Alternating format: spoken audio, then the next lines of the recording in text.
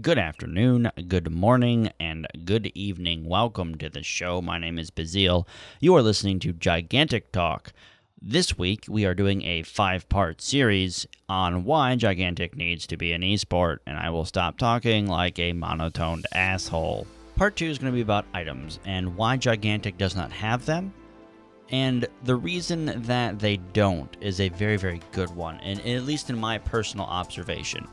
Now, the reason why they're bad is because viewership when it comes to new players, players that are not as high-skilled as some of the top-level competitive teams, and trying to bring new players in from an outside source that maybe this is their first video game, or I know that sounds crazy in this day and age, but maybe this is their first experience into the competitive gaming scene.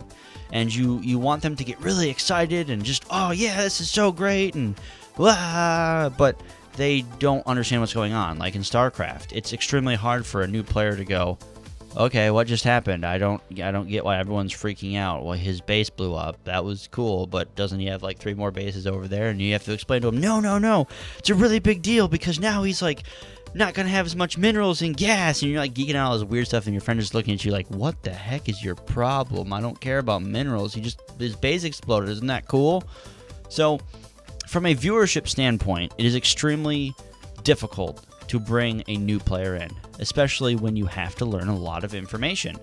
And 5 versus 5 team games that have that quote-unquote MOBA label put on them generally have hundreds and hundreds of items that you have to memorize, that you have to take into consideration.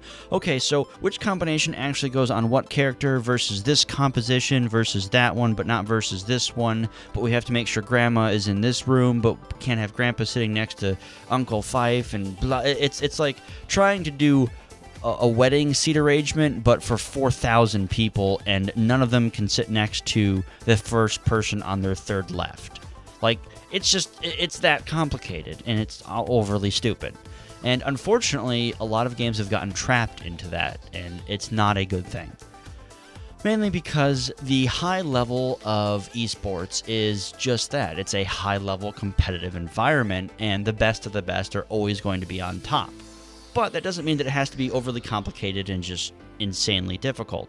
The reason that first-person shooters do well, and the reason that Counter-Strike is growing in popularity is because, 1, it was popular beforehand, so that does help a small amount. But 2, I think people are starting to kind of get away from the hyper meta-crafting style of gaming, where you can just sit down, play, and be done with it. You don't have to go, okay, what do I gotta counter this week or today or whatever? And a lot of people just don't want to do that anymore. So Gigantic taking items out is a very, very good thing because it puts it on that level of a first-person shooter. And that's why Counter-Strike, Halo did so well at MLG for years, like just years. And it's something that I feel that people are going to slowly understand, that this style of game and style of gameplay without items, without a complicated system, is extremely important when it comes to esports. And it makes for a lot better viewership when it comes to sitting someone brand new who has never played Gigantic, who's never heard of the game, or who is maybe just starting out in the game and going, hey, let's watch the tournament this weekend. And you both can be equally excited for different reasons because you both understand the game and it's fundamental? You know what I mean. Basic level. And it's something that's very important. Because when I sit down and I watch gameplay footage and I watch trailers, I'm like, I've already understood what's going on. I haven't even played the game yet. So I can only imagine that when someone plays the game for the first time and then watches a tournament, they'll go, oh my gosh, I never knew that X character could do that. Or, wow, that's a really cool composition that X team has made.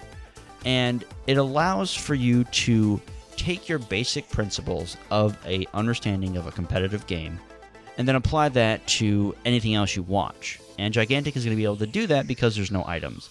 And I know that sounds really weird, and it might not make a lot of sense, but it'll make sense once the tournament starts going and once we have a lot of different compositions in terms of hero teams. And I think that making sure that the game stays balanced is also going to be a huge deal. Of course, it's going to be a huge deal. I don't want to overlook that or overstate that.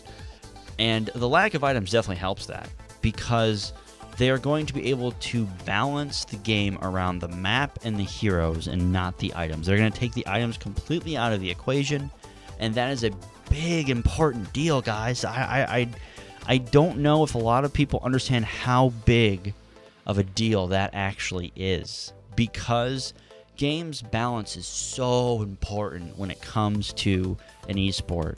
If the game is not balanced, people leave. I'm going to use the example of WildStar. PvP in that game should be fantastic and should be the next MMO arena esport, and it's not, because the game is horribly balanced, and there's just a lot of big issues that should be addressed.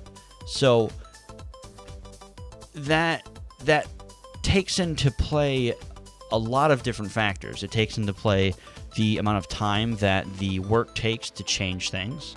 And of course, WildStar being an MMO, it takes a long time for development to happen and go through QA and all that fun stuff. But there comes a point to a certain time where when people are leaving a lot because the PvP is not good and because it's not balanced well, and they don't even have items in there. And that also kind of brings up another point in Gigantic can be broken.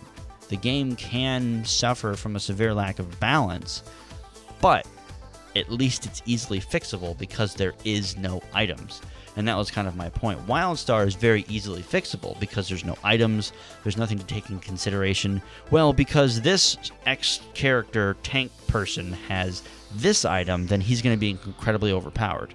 Now, we can argue that items equal gear in an MMO, and that's very true, and that's another reason why people are quitting, is because the gear kind of value range is really, really bad. It makes it for a very unfair experience for people who have the top-end gear, who then go off and face the people with like the low-end gear. So in that percentile, that the item is also looked at upon the gear, and Gigantic doesn't have gear either. So that's two things that they don't have that goes for the good factor when it comes to an esport and when it comes to the viewership in terms of new players and etc. And I believe that the way that we are going to see these characters and heroes balanced is what is called traded skills, and Clint Oliver went over this in the interview that me and Kennedy TV did a couple days ago. It's the VOD's up on the channel description in the box below, and it goes to very, very small, minute changes to skills. I think Chris, I always want to call him Chris for some reason. I apologize for that, Clint. I really am sorry. Clint went over that, instead of just casting a normal ability, maybe you'll be able to cast an ability and interrupt something, or cast while you're casting, your character will fly up in the air and do a somersault, or just modify changes like that changes the abilities rather than making the stats be completely weird and just kind of iffy and odd. And now that I don't think is going to play a huge factor in the way that certain abilities work, because I don't think that there's going to be a large variety per skill. And that is something that's also really important. You don't want to have a lot of variety. You want to stick to 2 to 3 type of traded skills for each little ability that the characters have. And I think that's really important because it makes the big difference between a new player who just started out, who Trip is a very, very good example, because that's a very well-known hero. They talked about in the live streams and everything. Trip is the assassin hero, and she has the cool lightning abilities, and it's very easy to see what she's doing, especially in the gameplay videos that we've seen. Is you can always kind of pick her out because she's blue and she has lightning, and her effects are very clean and all that fun stuff. And that kind of goes along with the artwork, and we'll get to that later on down the week. But my point is because there's no items, a newer player can easily identify, that's Trip. I know exactly what she's doing and why she's doing that. She's meant to deal damage really, really quickly and blah, blah, blah.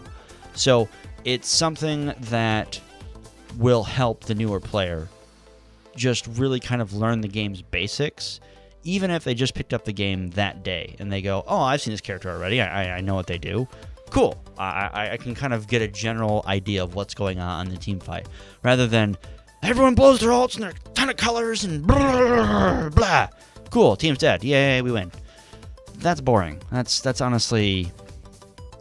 It's become kind of dull, honestly. Dota 2 is the only MOBA that I follow competitively anymore, just because I've been a very dedicated fan of it for so long. And they need newbie streams in their World Championships to make sure that the newer players understand what's going on. That's a good thing that they have that, but that's also a bad thing because that means that their game is too complicated for the average person to understand. That's not good when it comes to a viewership versus the competitive scene style. And I believe that Gigantic will flourish in the area of newer players understanding what is going on because of just the lack of items, and it'll be easier for them to instantly pick out that hero, he does this, that does this, bam, I got it. Okay, let's go. So that's part 2, guys. Part 3 will be coming out tomorrow. We're going to be talking about developer participation. Yes, Motiga, I'm going to be talking about you. All right, guys. Have a good day. God bless. End card.